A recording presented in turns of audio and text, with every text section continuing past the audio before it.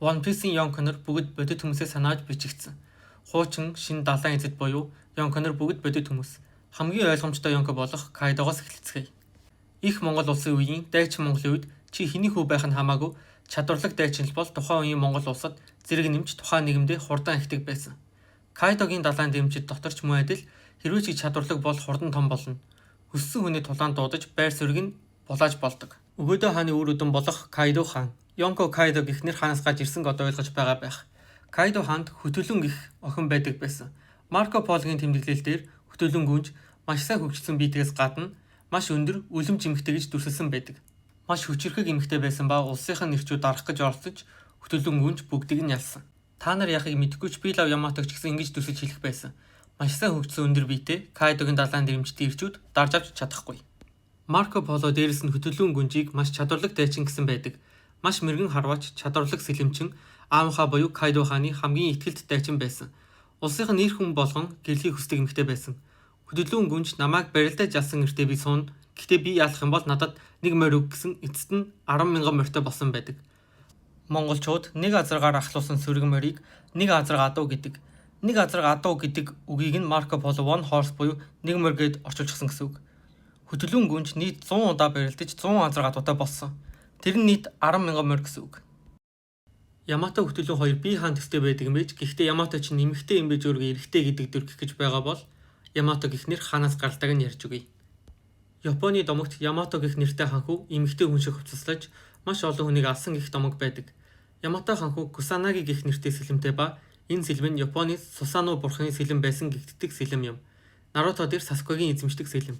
Kaido-гийн далайн дэрэмжид лууд, динозавр, элдв амьтадтай хамааралтай Kaido Beast Pirate буюу аратан далайн дэрэмжин гэж гардгийнч бас Марко Пологийн тэмдэглэлтэй холбоотой.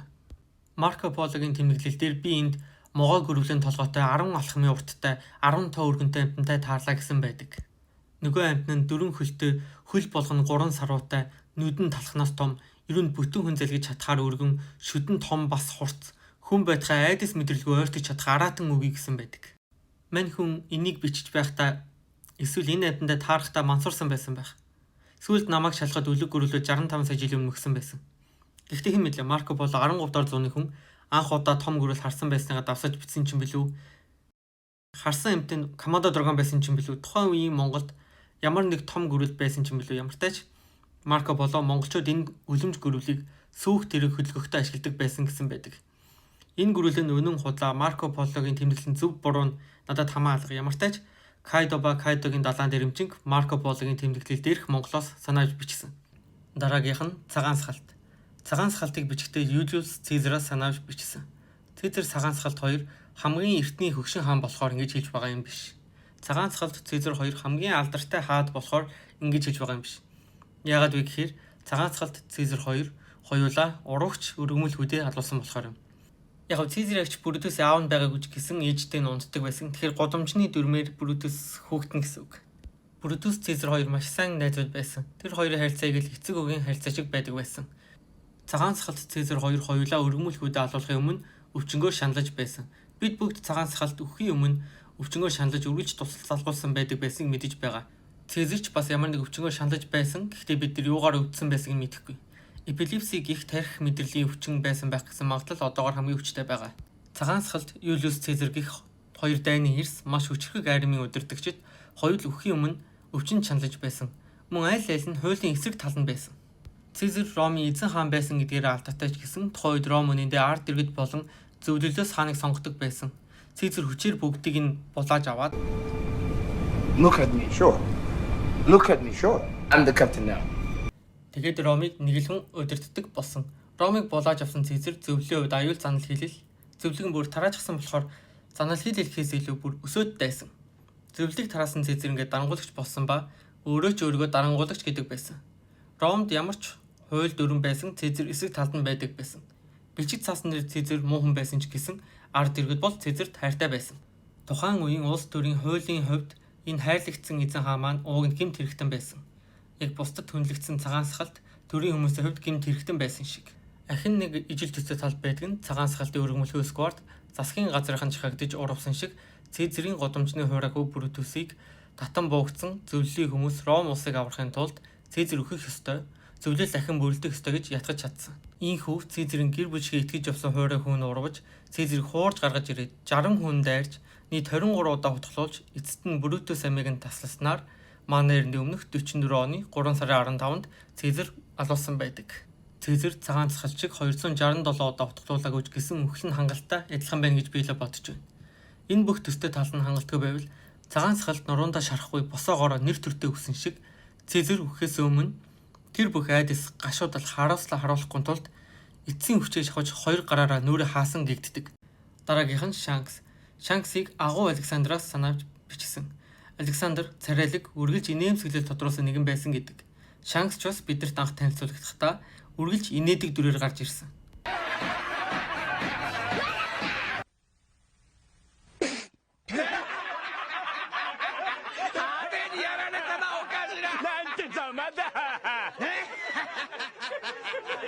Ахуу Александр бас нэг зүйлээрээ алдартай нь маш их архиудаг байсан нэгэн гэдэг.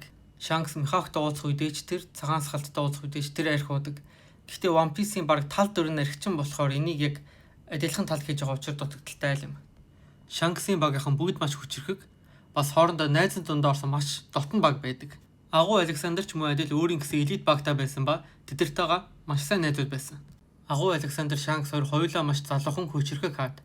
Александрыг 30 настай байхад нь улс нь хамгийн хүчрхэг үедээ ирж 32 настайдаа хортой архиуж нас барсан байдаг. Одоо хамгийн ойлгомжтой хэрнээ бас нэгэн зэрэг хамгийн ойлгомжгүй дүрүүд болох Харсгалт болон Люфи. Люфи Харсгалт хоёрыг хоёулангийн бодит амьдрал дээр байсан Харсгалт далайн дэрэмчнээс санаавж бичсэн. Харсгалт далайн дэрэмчин 1680 оноос 1718 онд амьдарч байсан. Жинхэнэ нэрийг нь Эдвард Тич гэдэг. One Piece Харсгалт энэ залуугийн хоч болон жинхэнэ нэрийг нь хоёулангийн дуурайсан. Бас Харсгалтын харанхуй хүч чадламж мөн адил жинхэнэ Харсгалттай шууд холбоотой. Амьдрал дээрх Харсгалт үс сахлаа хар өмсөр бодож энийг харанхуй шүн давуу тал болгож ашигладаг байсан. Тас хар үс сахал ширүүн төрхөөрөө бусдыг айлгаж өөрийн дүр төрхөөрөө өөрийн домгийг бичиж түүхэнд хамгийн амар хүмүүсийн нэг болсон. Амьдрал дээрх Харсгалт 3 буу авч явдаг байсан ба One Piece дээрх Харсгалт ч мөн адил 3 буутаа явдаг. Харсгалт маш олон хөлбөрүүд дайрч маш олон хүн алж маш баян болж хойд Королинаг хурдан авч өөрийн гэрээ болгосон. Тухайн үеийн 8-ачдын хувьд маш их чухал цэг байсан газар юм. Харсгалт энд 8-ачгаар ирсэн хуралдаачдаас зорчин өнгөрсний татвар гэж мөнгө авдаг байсан. Харсгалт маш шуналтай, маш муу, маш навшин юу гэд байна гэвэл Харсгалт бол Харсгалт. Угаас хамгийн ойлгомжтой. 20 дугаар зууны ихэр Queen Anne's Revenge буюу Хатан хаан Anne-ийн өшөө авалт гэх нэртэй Харсгалтын хөлөг олдож дотроос нь олдсон баримтууд Харсгалтын талаарх бидний ойлголтыг өөрчилсөн юм. Нөгөө муу ёрын хүүхдүүдийн хар тарсан зүүд харгас алуурчин бүгд худал байж таарсан. Тэр бүх амар төгөд бүгд Харсгалтын бусдыг айлах гэсэн худал төгөд байсан. Яагаад гэвэл айн гэдэг хүнлэгдэн гэсэн үг, хүнлэгдэн гэдэг хүч чадал гэсэн үг. Харсгалт нэг ч удаа хүмүүсийг барьцааж байгаагүй, хүнд хамлаж байгаагүй, амьдралдаа нэг ч хүний амийг таслаж байгаагүй байж таарсан. Гэтэ нэг удаагээс тоцвол Харсгалтын сүүлийн дүүлэл дээр Харсгалт өрсөлдөгчөө алж чадсан ч гэсэн өөрөө 5 удаа буудулсан байсан тул тэр шархнаасаа болж нас барсан байдаг. Хөлөг доторх нэгжлэгээс Харсгалтын хөлөг дотор буг, гахаа, үхэр, дахианы мах гэд хүнсний нөөц нь их газрын ресторануудаас дутхааргүй сайн нөөцтэй байсан болж таарсан. Яагаад ийм сайн нөөцтэй байсан бэ гэхээр Харсгалт Францын ахлах тогоочийг хөлгийнхөө тогооч болгож хөсөж авсан байсан болж таарсан. Одоо яагаад Люфиг Харсгалтаа санаавж бичигдсэн гэж хэлснийг ойлгож байна уу? Далайн дэрэмчний хөлөг Франц тогооч. Ингээд зогсохгүй Харсгалтын баг боолуудыг чөлөөлдөг байсан болж таарсан. Үгүй бүр яаж боцсон Люфи байгаас дээ. Хэдий Харсгалт сайн хүн байсан ч гэсэн олонний нүдэнд муу хүн гэдэг дүр төрхтэй байсан тул Харсгалтыг өгсөний дараа засгийн газар толгойг нь шонд зоож бүх хүмүүст харуулж бусад далайн дэрэмчдэд анхааруулга болгосон байдаг. Харсгалтын толгойг би нөх газараар толгой айн хэсүүжилдэг болсон ба толгойг хармарт яриаш авахгүй. Big Mom Charlotte Linlin. Энэ их эдрээтэй. Зарим хүмүүс Big Mom-ыг түүхэн эмэгтэйчүүдээс санаавж бичсэн гэдэгч тэднэр нь сайн таарж өгдөггүй. Одоо ярих гэж буй хүний хүйсэн зан авир нь огт Big Mom-тай таардаггүй ч гэсэн Big Mom-ыг хүрээлэн буй нэрсэн энэ хүнтэй холбогдоод байдаг. Энэ хүн бол Наполеон Бонапарт.